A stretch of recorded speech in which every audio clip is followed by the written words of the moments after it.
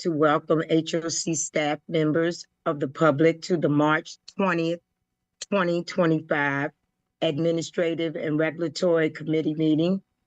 I am Linda Kroom, Chair of the Administrative and Regulatory Committee. Joining me on this committee are committee members, Commissioner Paul Weech, and our absent commissioner, and she's new also, Izola Shaw.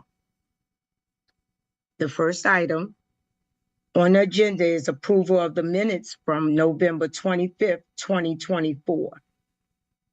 Can I get a motion to approve these minutes? Or can I get an abstain? Commissioner Kroom, since you were the only commissioner present during that meeting, I think you can go ahead and state as such and approve the minutes yourself. And therefore I will approve the minutes. Do I get a second? You don't need to go through that whole process since you were the only. Okay, I'll be the second too.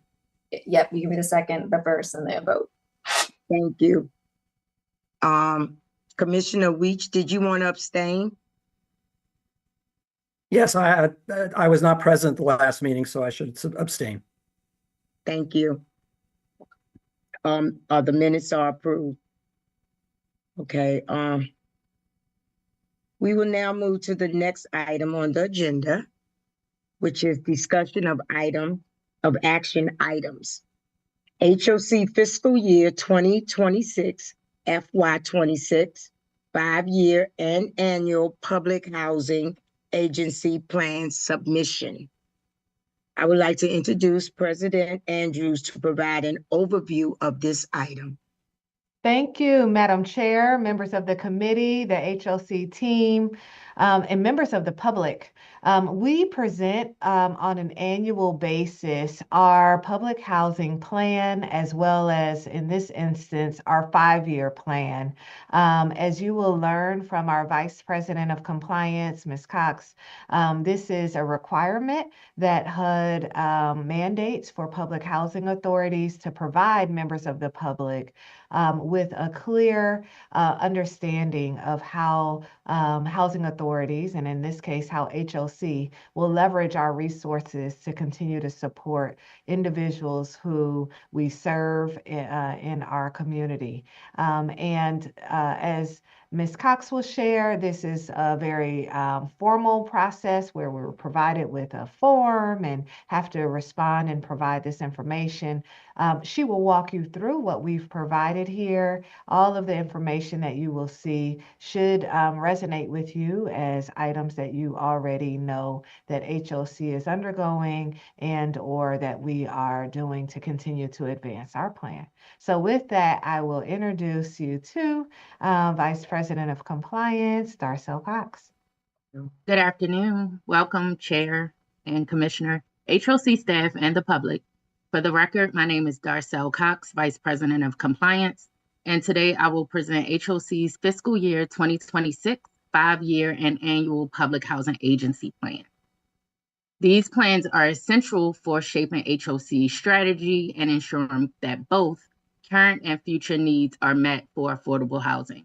You received a copy of the detailed plan. I'll just go through a high-level overview of the main components. Next slide. Next slide. The PHA plan is a comprehensive document that outlines the agency's policies, programs, and strategies for addressing housing needs. While its primary purpose is to inform HUD and the public about how HOC operates the public housing and housing choice voucher programs, HOC also includes updates on its multifamily portfolio. This includes new construction and redevelopment initiatives. Next slide. Next slide. The 5-year plan outlines the agency's mission, goals, objectives, and milestones. The annual plan updates the 5-year plan to include, but not limited to, new policy changes for the year. Next slide. Overall, HOC's mission is to provide high-quality housing throughout Montgomery County. and offer families opportunities for professional and economical growth. Next slide.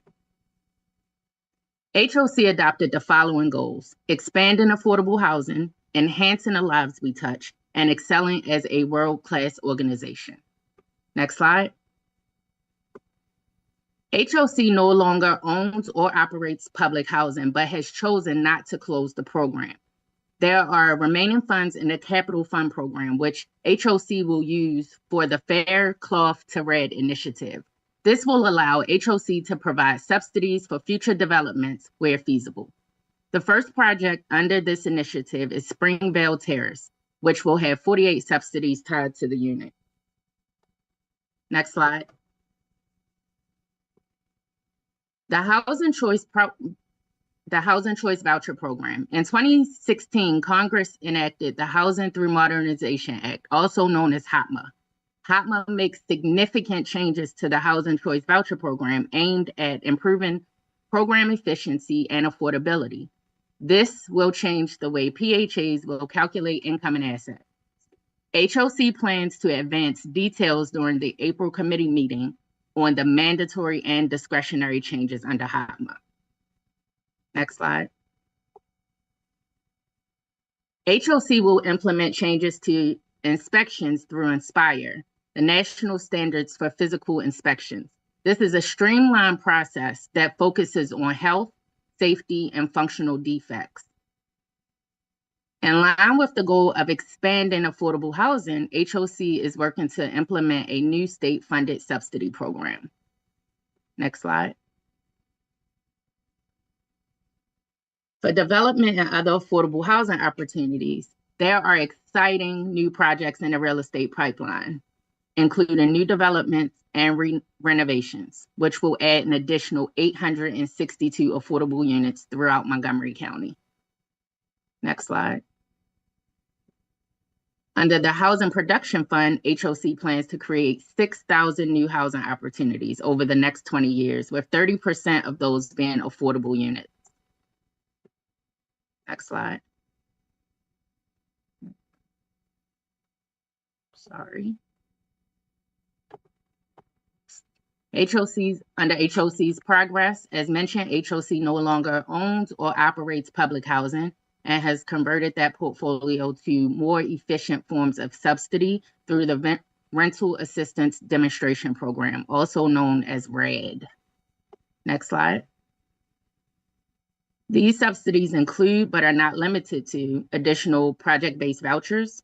Additionally, HOC was awarded 20 additional VASH vouchers through the Veterans Affairs Supportive Housing Program. Next slide. Over the last 5 years, HOC has upgraded, preserved, and created approximately 1,500 affordable units. Next slide. HOC made updates to the Family Self-Sufficiency Action Plan and updated its Violence Against Women's Act. Next slide. HOC also set its voucher payment standards from 90% to 110% of the fair market rents to eliminate rent burdens for customers. Next slide. Other progress includes the Housing Choice Voucher Program, which reached a stabilization rate of 95.20% and continues to seek ways to improve customer service. In the Inspection Services Program, HOC implemented video inspections, which are particularly beneficial to the vulnerable population. Within resident services, HOC introduced crisis intervention, educational programs for the youth, and more. Next slide. Does the Administrative and Regulatory Committee wish to join staff's recommendation to the Commission to authorize the President or her designee to submit HOC's fiscal year 2026 5-year and annual PHA plan as outlined? For formal action at the April 3rd, 2025 meeting of the Commission, staff recommends that the Administrative and Regulatory Committee join staff's recommendation to the Commission to authorize the President or her designee to submit HOC's fiscal year 2026 5-year and annual PHA plans outlined hereon to HUD. This concludes my presentation, and I will take any questions at this time. Thank you. Thank you, Madam Thank Chair, you want to Darcel. start us? I have a question, but I'll wait for you first. You go first, or Commissioner Weech. Okay, thank you, thank you. I guess, Darcel, thank you to you and the rest of your team. It's you can tell by the documents, a heck of a lot of work goes into doing this report, or these two reports. And it's really well written and comprehensive, so thank you. Thank you. I guess my first question, sort of as a new commissioner, is what's the process that goes into creating these two documents?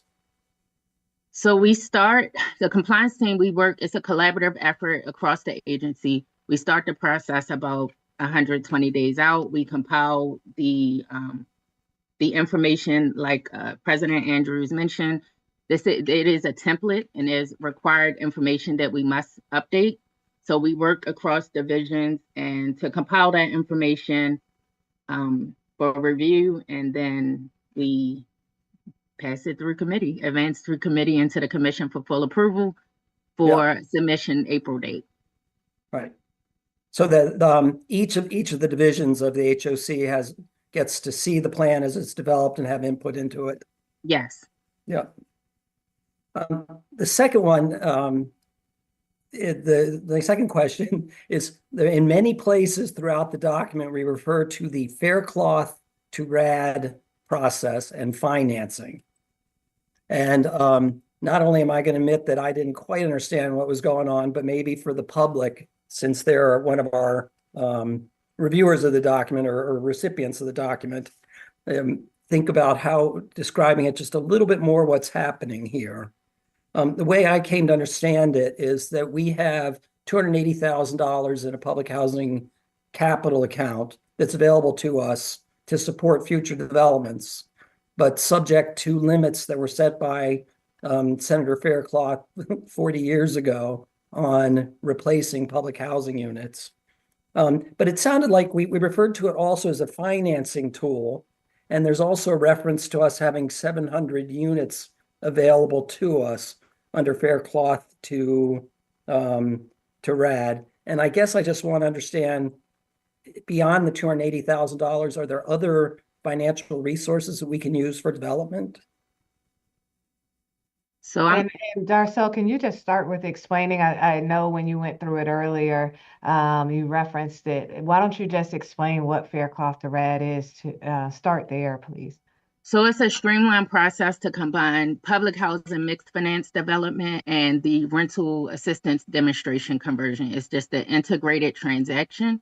And this process will allow for us to create deeply affordable subsidies within the agency.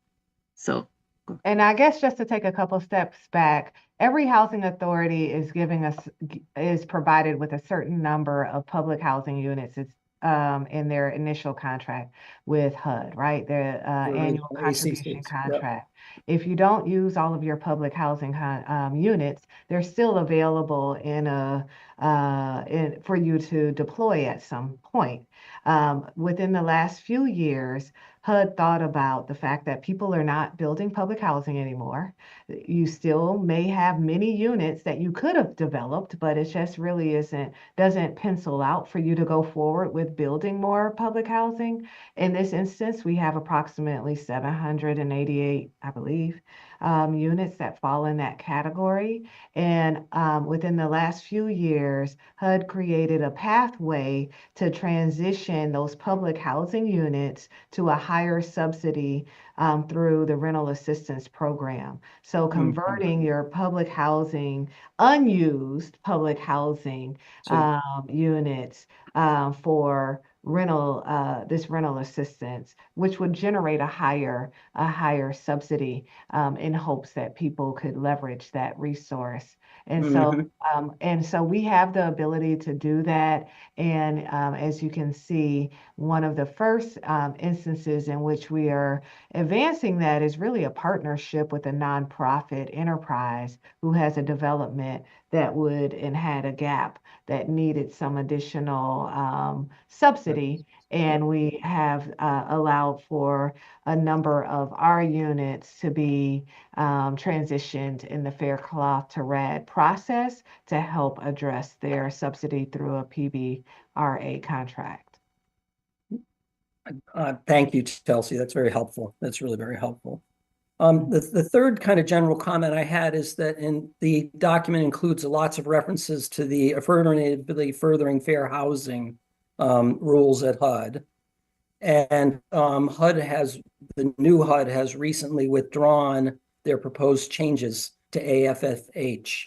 But I'm questioning what was included in this document unrelated to those rules and more what do I want to call it? Legacy requirements under the public housing program.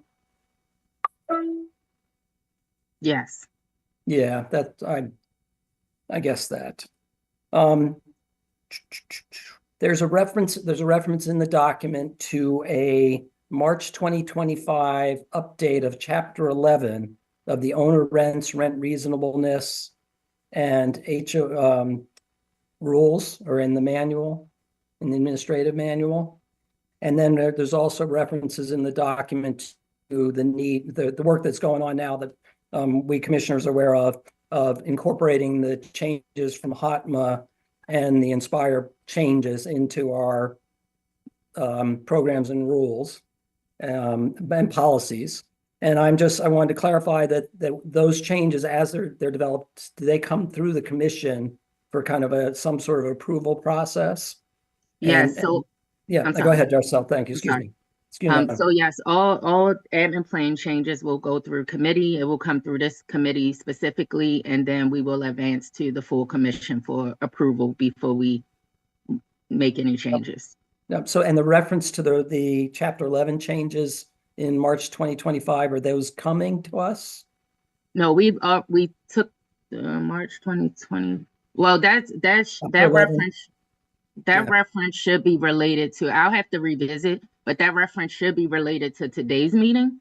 But we already took Chapter 11 through committee and full commission approval, unless, Lynn, if you could speak to that, and if I misspoke. And I guess we can go back and look at the document so we can see what Commissioner Weech is referring to. Yeah, I'm curious to get an answer. It's on page 32 of the total package. Okay. All right. Anyways, that's all I've got. Ms. Cox, thank you so much. Thank you. Thank you, Commissioner Weech. Thank you. Those was very good questions. I only have two, and I didn't know this. I know this is going before the committee, but have the residents been informed about this new change of the HOTMA and Inspire? That's one. And will this in Inspire, will the inspection be different? Are they coming with different things as far as the inspections of the places now, since we're changing into Inspire? Yeah. So I'm going to go ahead. You could go ahead, Darcel. So I'll start with HOTMA and allow either President Andrews or Lynn to Vice President Hayes to chime in. But for HOTMA, we're actually going through the process now to create our communications implementation plan. And so we're going to send residents a letter, as well as hold town hall meetings to provide them with details on what changes will come through HOTMA. And that will be in play, and then we will come to the committee in April to give you full details of the mandatory as well as discretionary items.